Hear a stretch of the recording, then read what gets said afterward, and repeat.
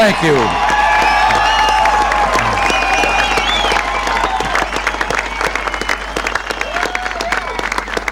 Thank you very much. Chancellor Kohl, Governing Mayor Deepkin, ladies and gentlemen, 24 years ago, President John F. Kennedy visited Berlin.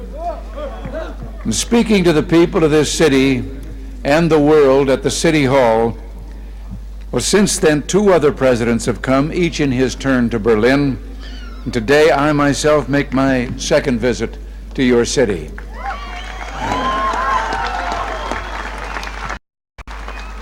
We come to Berlin, we American presidents, because it's our duty to speak in this place of freedom.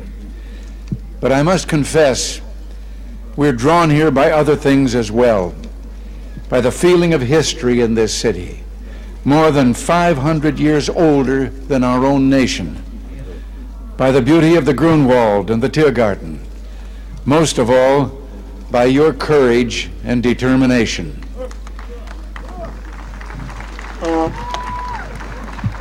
Perhaps the composer Paul Linke understood something about American presidents. You see, like so many presidents before me, I come here today because wherever I go, whatever I do, ich hab noch keinen Koffer in Berlin.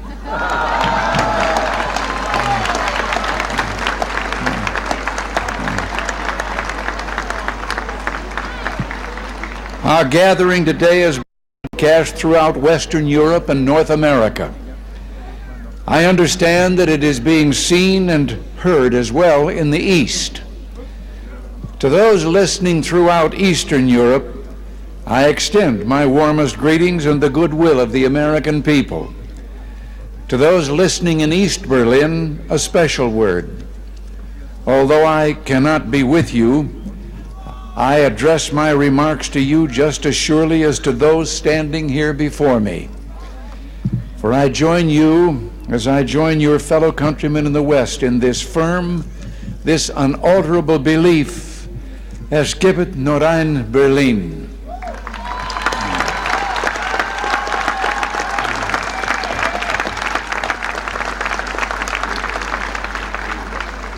Behind me stands a wall that encircles the free sectors of this city, part of a vast system of barriers that divides the entire continent. From the Baltic south, those barriers cut across Germany in a gash of barbed wire, concrete, dog runs, and guard towers. Farther south, there may be no visible, no obvious wall, but there remain armed guards and checkpoints all the same. Still a restriction on the right to travel.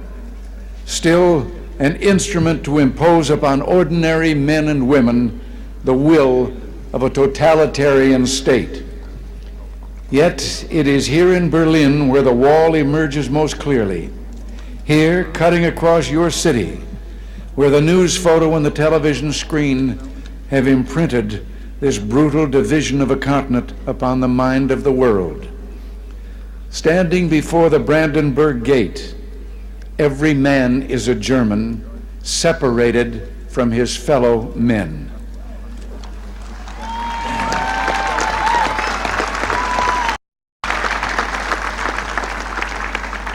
Every man is a Berliner, forced to look upon a scar. President von Weizsäcker has said the German question is open as long as the Brandenburg Gate is closed.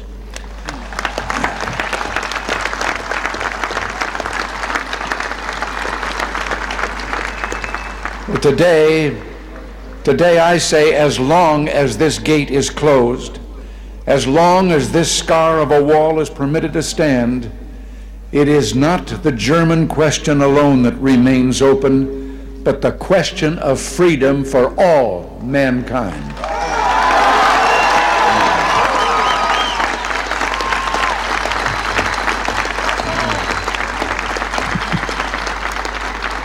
Yet, I do not come here to lament, for I find in Berlin a message of hope, even in the shadow of this wall, a message of triumph.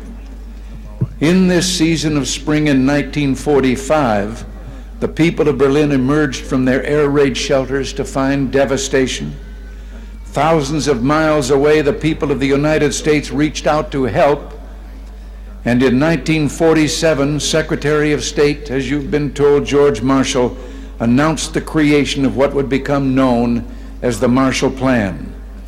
Speaking precisely 40 years ago this month, he said, "Our policy is directed not against any country or doctrine, but against hunger, poverty, desperation, and chaos."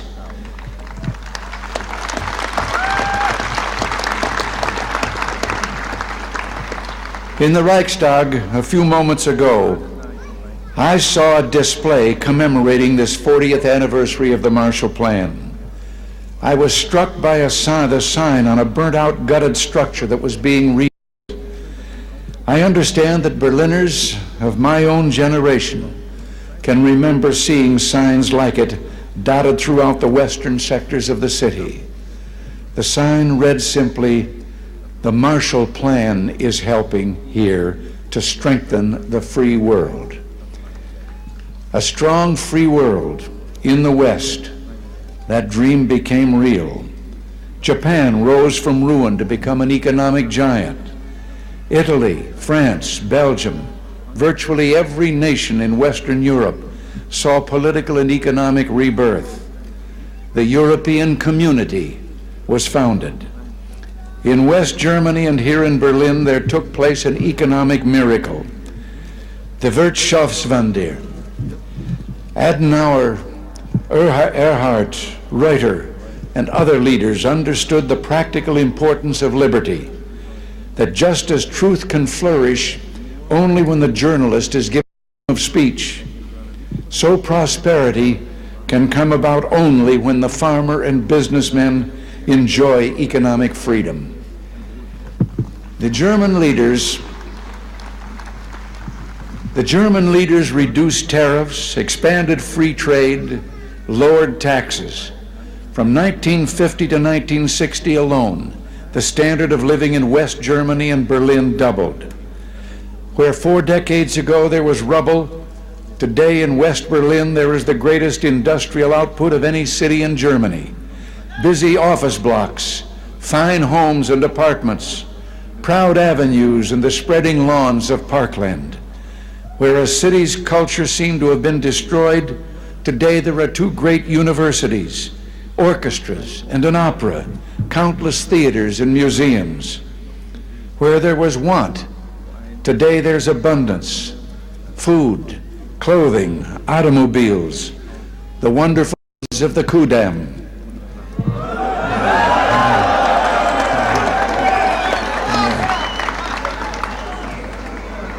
From devastation, from utter ruin, you Berliners have in freedom rebuilt a city that once again ranks as one of the greatest on earth.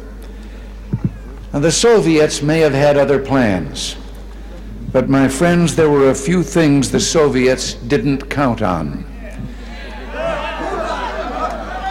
Berliner Herz, Berliner Humor, ja und Berliner Schnauzer.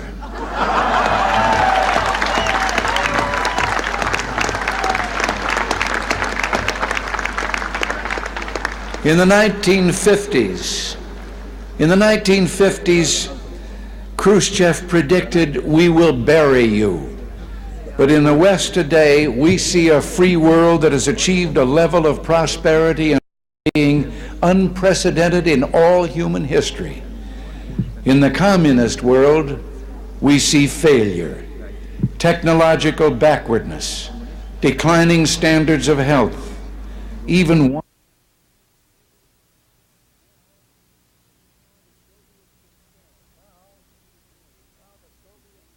And now the Soviets themselves may, in a limited way, be coming to understand the importance of freedom.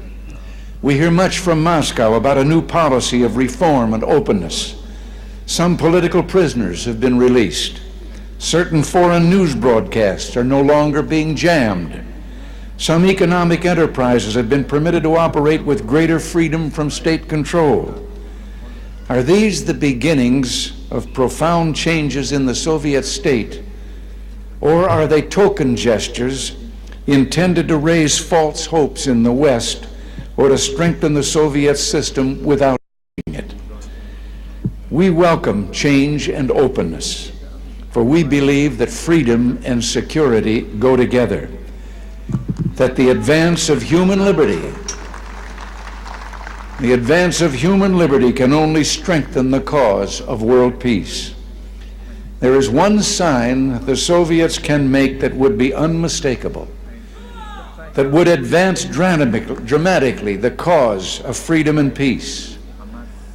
General Secretary Gorbachev, if you seek peace, if you seek prosperity for the Soviet Union and Eastern Europe, if you seek liberalization, come here to this gate. Mr. Gorbachev, open this gate.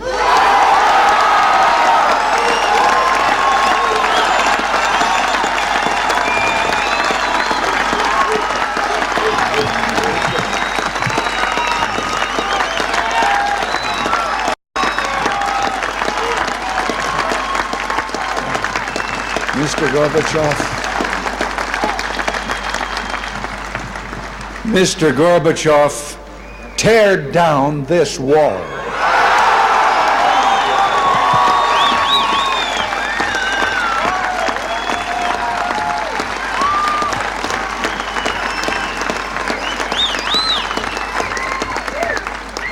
I understand the fear of war and the pain of division that afflict this continent, and I pledge to you my country's efforts to help overcome these burdens.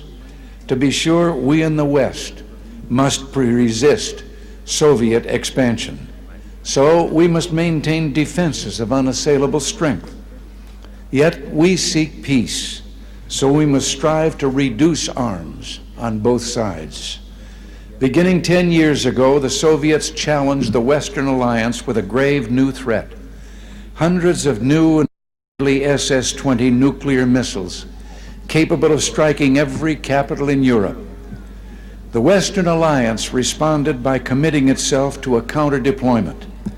Unless the Soviets agreed to negotiate a better solution, namely the elimination of such weapons on both sides, for many months, the Soviets refused to bargain in earnestness. As the alliance in turn prepared to go forward with its counter-deployment, there were difficult days of protests, like those during my 1982 visit to this city. And the Soviets later walked away from the table. But through it all, the alliance held firm. And I invite those who protested then, I invite those who protest today to mark this fact. Because we remain strong, the Soviets came back to the table.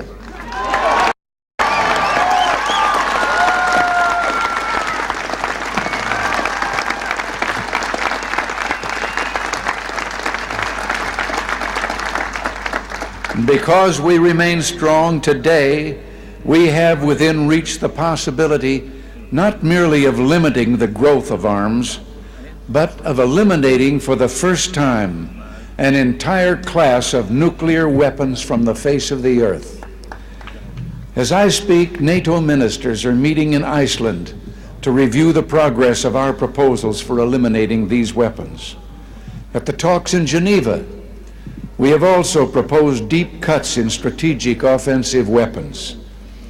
And the Western allies have likewise made far-reaching proposals to reduce the danger of conventional war and to place a total ban on chemical weapons. While we pursue these arms reductions, I pledge to you that we will maintain the capacity to deter Soviet aggression at any level at which it might occur.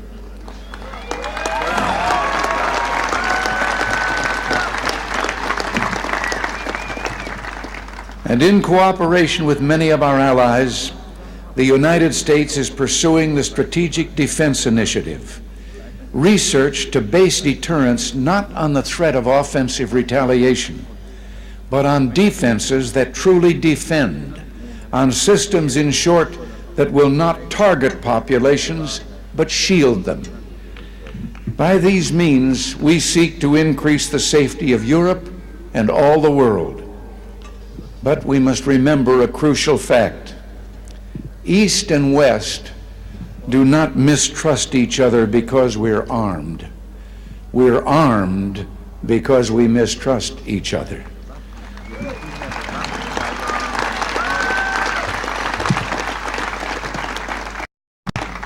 And our differences are not about weapons, but about liberty.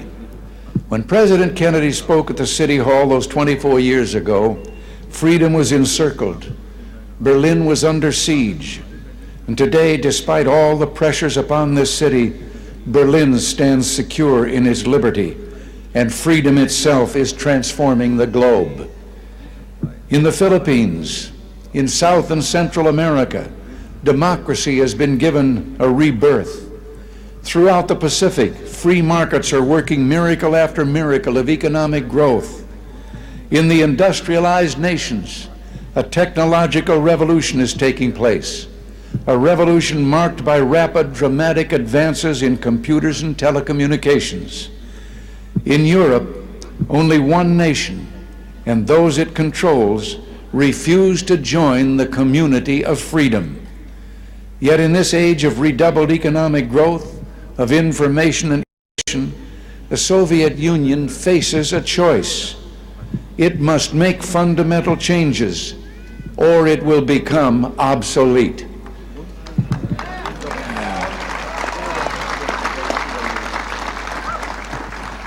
Today, thus, represents a moment of hope. We in the West stand ready to cooperate with the East to promote true openness, to break down barriers that separate people, to create a safer, freer world. And surely there is no better place than Berlin, the meeting place of East and West, to make a start.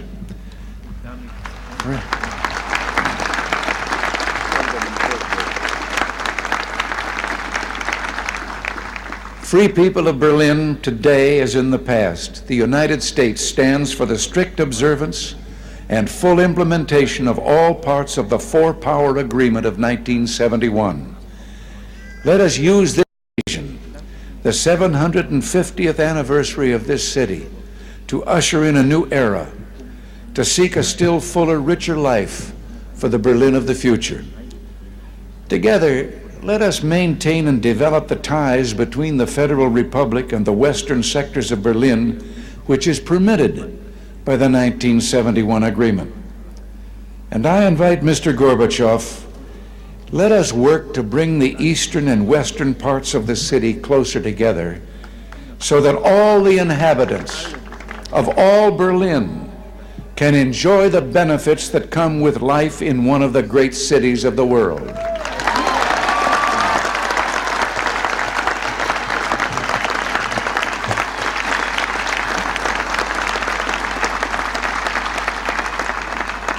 To open Berlin still further to all Europe, East and West, let us expand the vital air access to this city, finding ways of making commercial service to Berlin more convenient, more comfortable, and more economical. We look to the day when West Berlin can become one of the chief aviation hubs in all Central Europe. With our French and British partners, the United States is prepared to help bring international meetings to Berlin. It would be only fitting for Berlin to serve as the site of United Nations meetings, or world conferences on human rights and arms control, or other issues that call for international cooperation.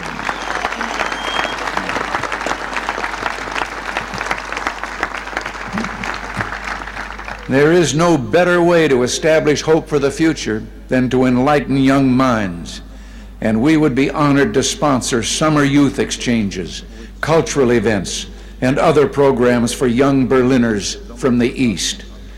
Our French friends, I'm certain, will do the same. And it's my hope that an authority can be found in East Berlin to sponsor visits from young people of the western sectors.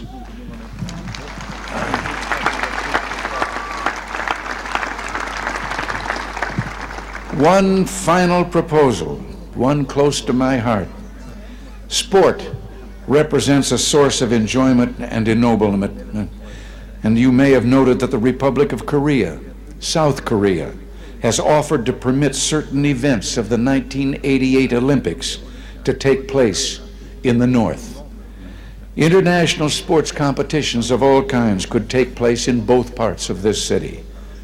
And what better way to demonstrate to the world the openness of this city than to offer in some future year to hold the Olympic Games here in Berlin, East and West.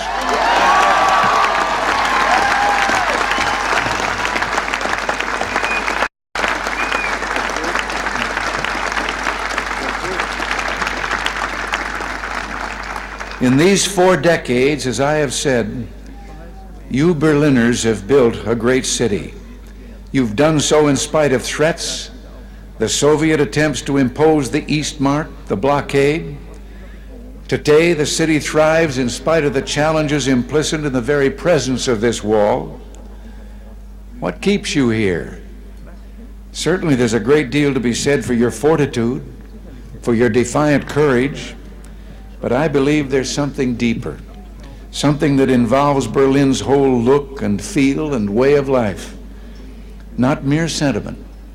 No one could live long in Berlin without being completely disabused of illusions. Something instead that has seen the difficulties of life in Berlin but chose to accept them, that continues to build this good and proud city in contrast to a surrounding totalitarian presence that refuses to release human energies or aspirations.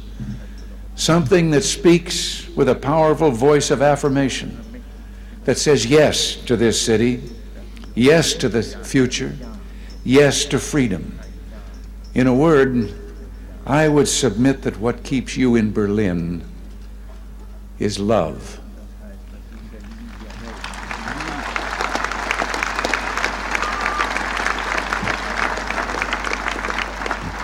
Love, both profound and abiding. Perhaps this gets to the root of the matter, to the most fundamental distinction of all between East and West.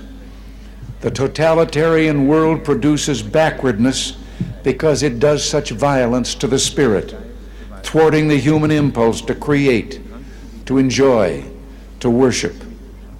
The totalitarian world finds even symbols of love and of worship an affront.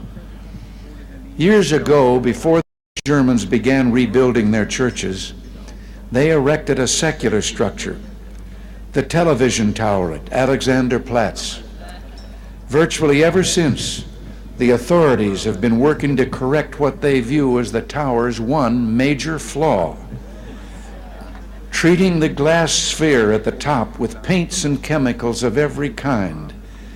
Yet even today, when the sun strikes that sphere that towers over all Berlin, the light makes the sign of the cross.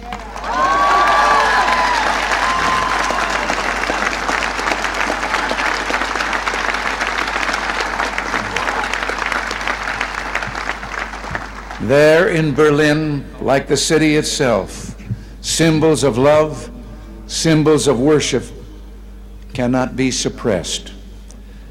As I looked out a moment ago from the Reichstag, that embodiment of German unity, I know words crudely spray painted upon the wall, perhaps by a young Berliner. Quote, "This wall will fall, beliefs become reality."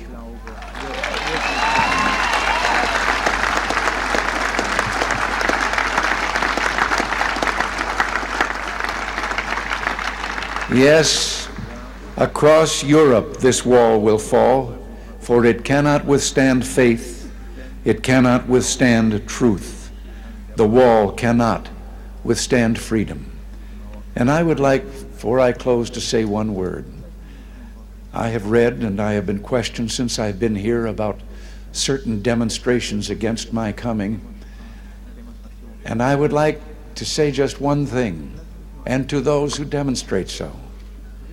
I wonder if they have ever asked themselves that if they should have the kind of government they apparently seek, no one would be able to do what they're doing again.